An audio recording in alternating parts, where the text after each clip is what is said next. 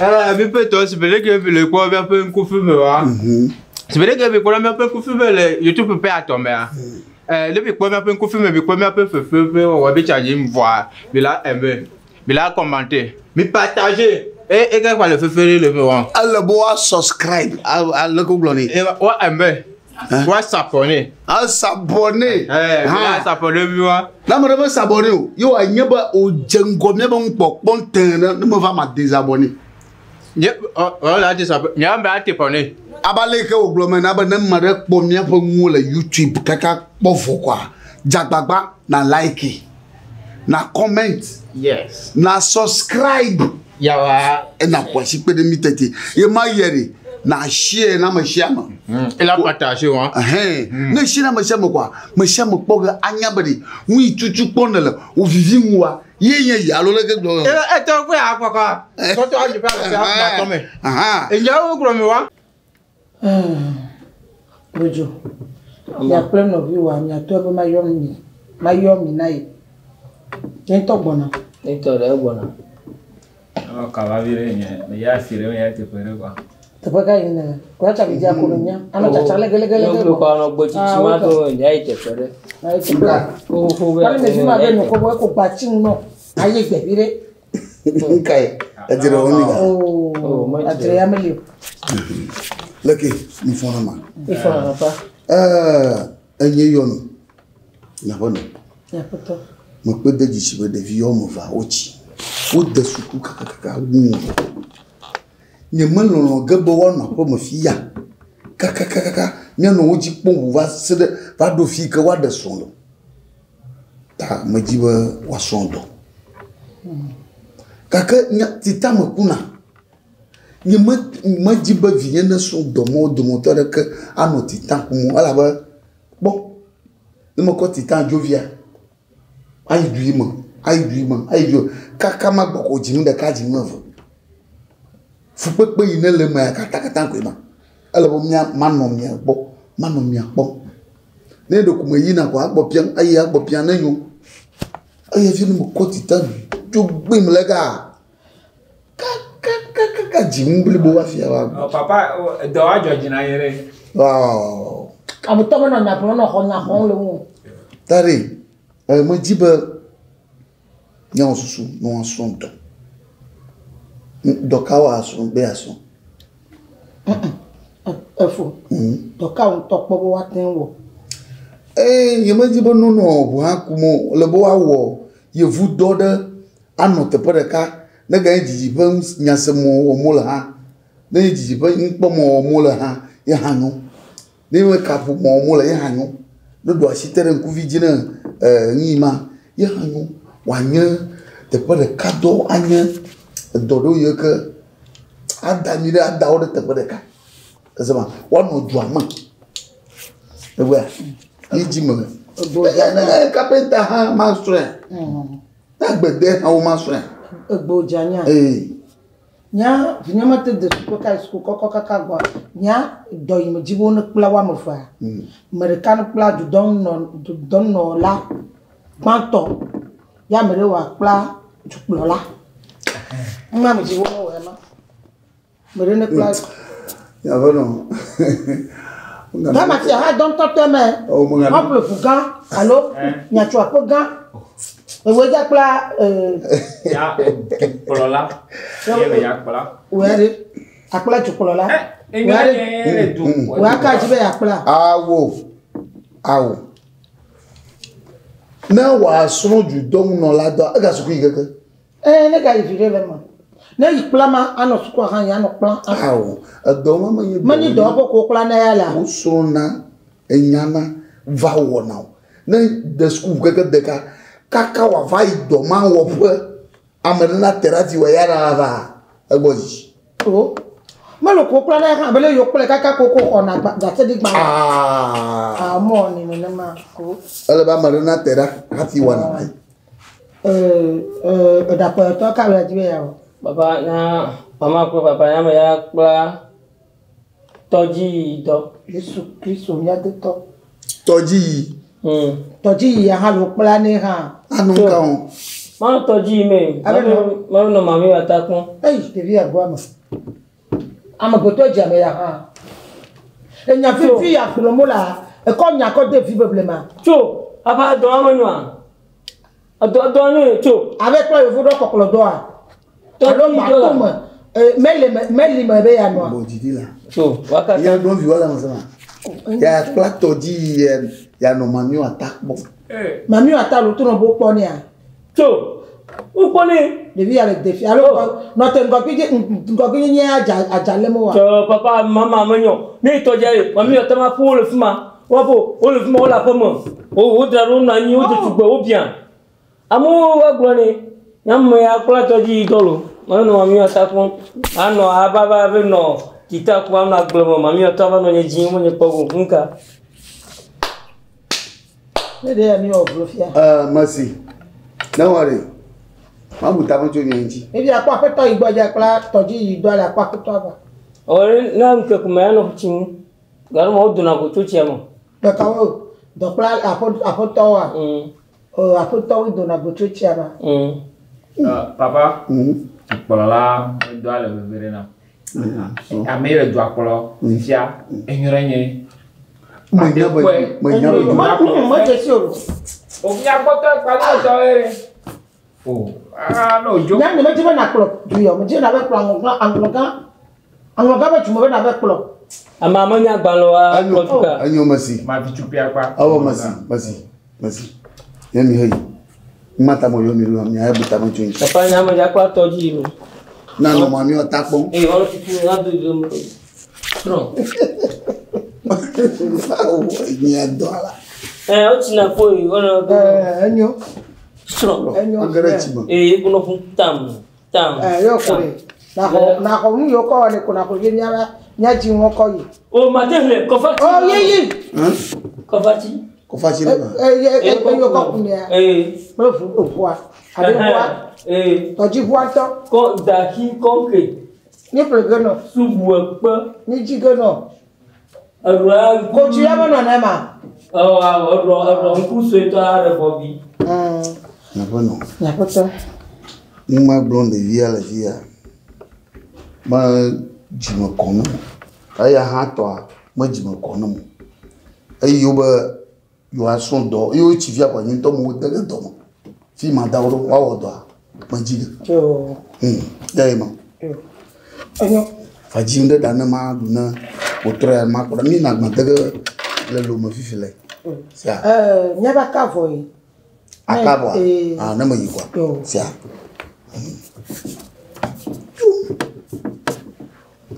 Son dolo ya son mami ata nka ya son toji ya kan ba chupla ya son juplo do hangu yo sona madibo mayanga ya maji wa abale mo promena le vieillard echi ama awuskun wa owuchichi na usku to nkakaviro nyo do poya kwa majibale nyo do poya wungwa mapro iloma ave wu suku koko nga fima voa fia mila jijina mapa acholo mo adagba kaka ba mi abola kaka beganji fia papa promis lo me la zuzu tchou fi kaka senga se jo mo fia na ma ko zuzu wana sia zuzu eli di mo ma de ti ka ja ko re ina ma ni ti ha ja ga mo kuna gbo akodi ta ma ka ti jo mo pro ga ilo mo ma ji te ko de lo ma ri ni ka ta mi afa ama no bo ilo lo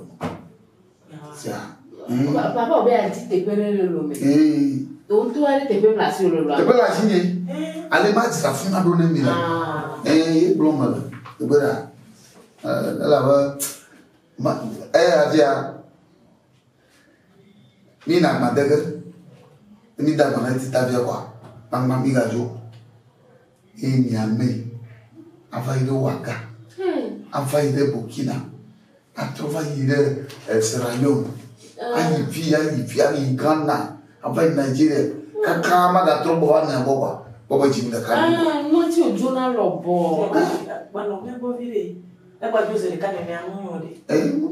Ah bon, dama jol le nya bo mi la tem bu e bera ni tem ke bo ga ta to nye nya ba mo do fia le ba ba mi ava ni ava no bo nya le lo abo akpa abo kwa ba ya su ko ko ida ga na lo mari ti ma ye fu gba to ju o le ye fu gba ba ti gri to ye fu gba ba lo to yo no ga pom no jeju la kana kigwa ye fu gba fu mo le na ye ndai ma kwa fita oui mama wa ye fi ye fu gba ba lo to abele ye ba na to miela fi mama daga su ko le papa to le nya na ni ya on est ma to ye fu pe cho asege na ma ba be ablo ko do ye fu gba no ade chama tete ogodo ayo gare ye fu gba ma tete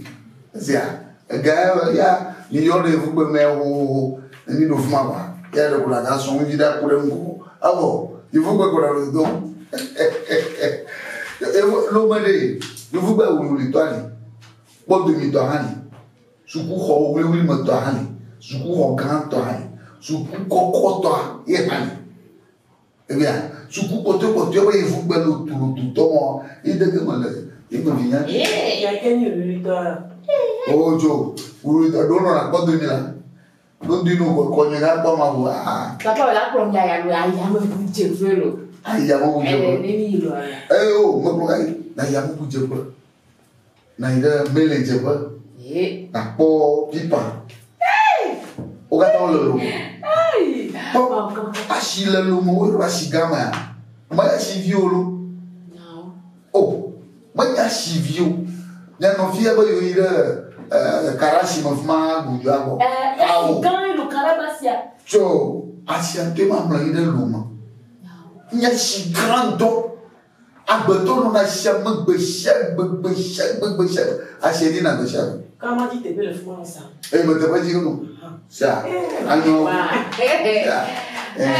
Lo me da na minha exclusive na jai lo me. Aba lu renji la luma. Lo me. Comment est la mali? Ndani lifuma jo so wali nyano. Bo de via ere ka ha ko. O le banani na de pe via chivia. O le banani de pe de via wo wa je yu mo to adani. Kama ne ha isu wa. O pro no via. Kia we on le no nya ko, o va ko jo, o va sare ko jo. Le ke ma wa do pe. No, papa on ba do nya ko, on ba do ko. Mo ga de pe o. Oh, oh, já tô por. Ah, não. Eu tava vendo. Ninguém já viu nada depois. Oh, vai, minha cama não me faz. Por cá não aí. Mas só. Papa, quando eu não vinha, vai fechar a mão do malo. Ah. Bari tu era kuat si. Aku fiat tu Itu era. mau nak mana? Au. Tu amadi mal ela George kaka. Otonia. Papa.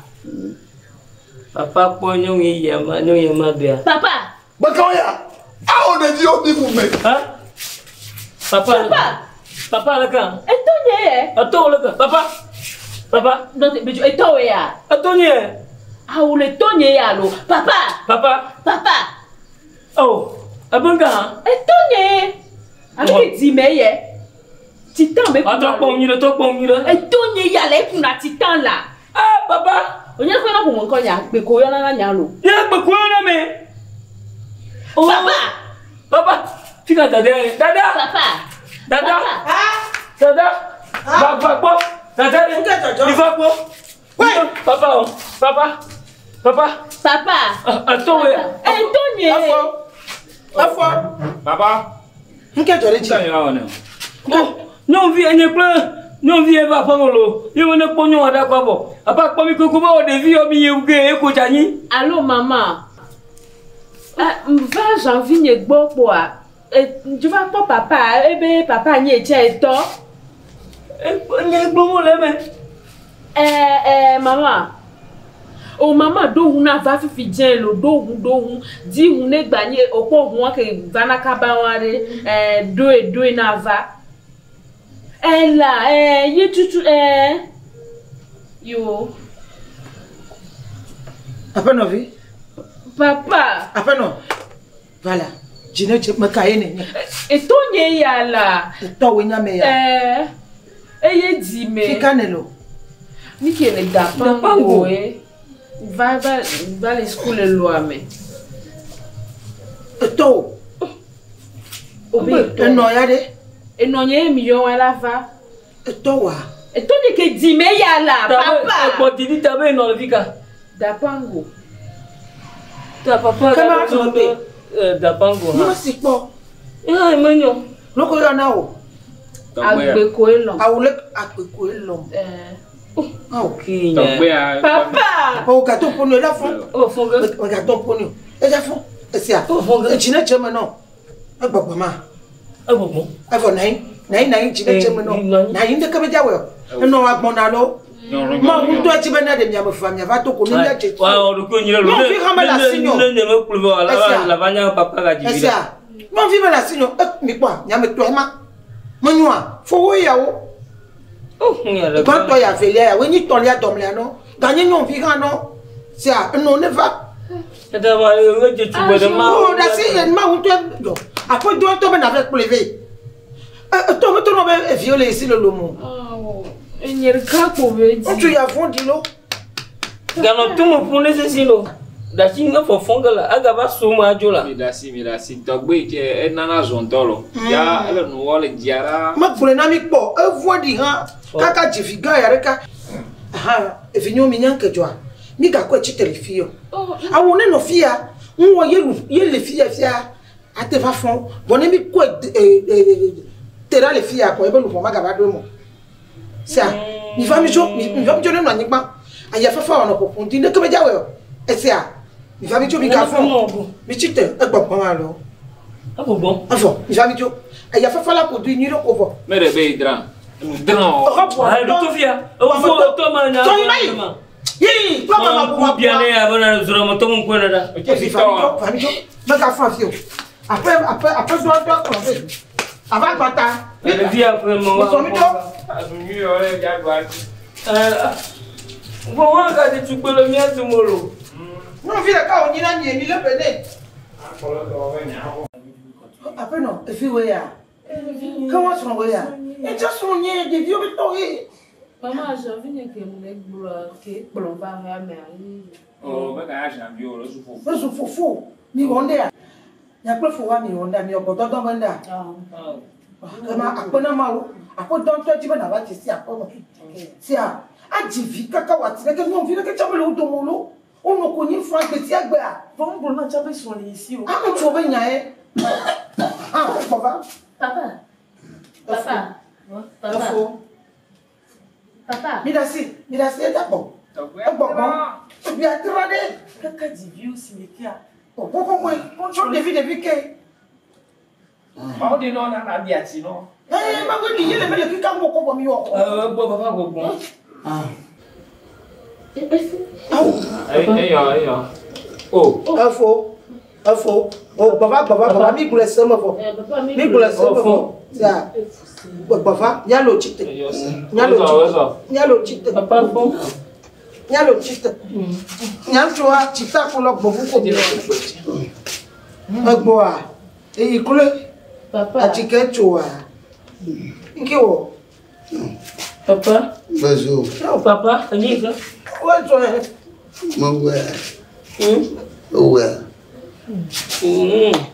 Ouais. Ah oui, mo.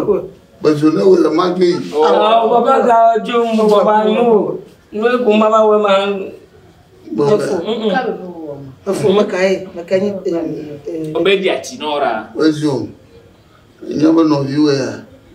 Papa ni mo nyore. No viwe. Papa. Dadia makayo nye. Dit na manobo. Chite, tu l'avais quand tu vas dans mi minute. Papa mo plena mouri. Bonjour mon dawo. No viwe. Papa, comment maman? Suranya. Hotia.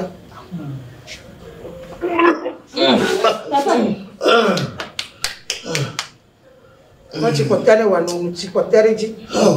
Tu m'as le toi Gigi. Papa Julie non. Mama, fio ya upona mawia. Upona mawo fare. Abo. Pabo, Upona mawo. Alo nyada wa no wa. Nyada wa. Apolo nya. Atu she. Papa. Un bronya mi po. papa. Yo moto e. Laisse ta melo. O ma wa yo moto e. Papa we jinya daria. Papa. Enyabo nya boa.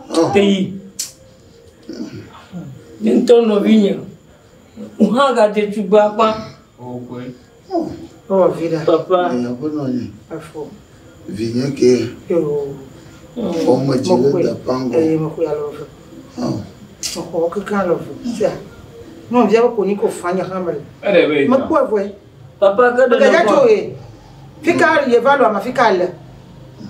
Ni kona boy. Ma ka gbo le fima. Rare on fi papa. Akuta un gbo va ko ma. To pe me ya. Ntu ya ye twa pe ya milema. Sia. Akuta un na gbo va. Ya kula fa na unda na fo. Sia. Kare mo nyame le on to we do na jo. Sia.